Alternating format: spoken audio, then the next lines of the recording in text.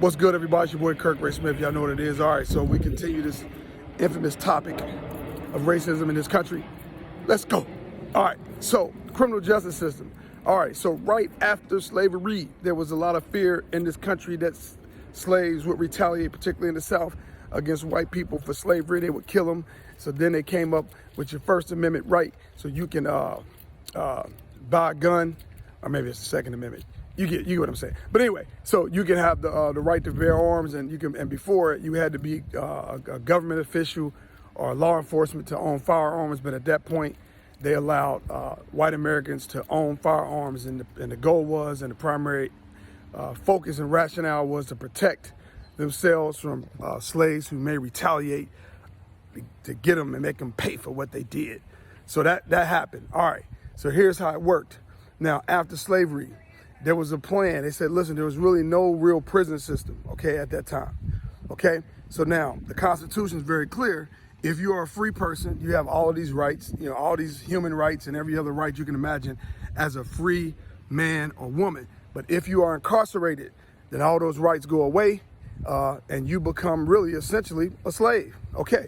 So the way to do it wasn't like a bunch of slaves were going out killing white people, former slave owners, and committing all these crimes. No. If you were black, right, they would put you in jail. Did you know it was a felony during their felony to be illiterate? So if you couldn't read or write, you'd get arrested for that, right? So I think they call it vagrancy or something like that, but look it up, do your research.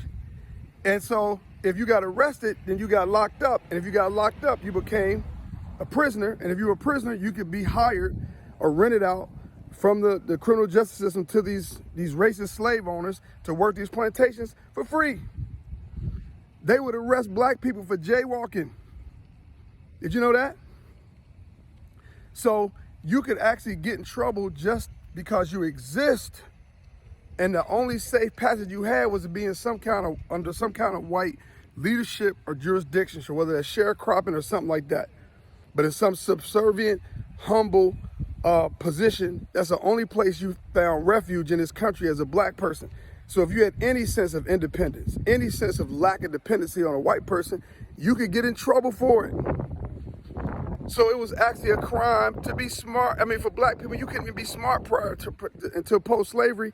And then because they didn't teach us how to read, they didn't teach us how to write, you could actually get in trouble for it and go to jail.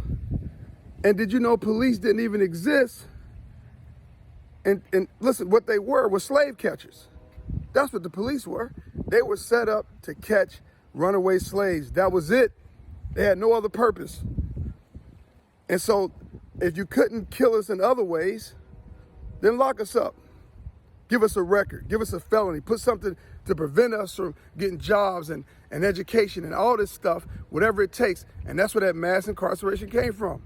So there you go. Again, do your research, be scholarly about this infamous topic of racism in America.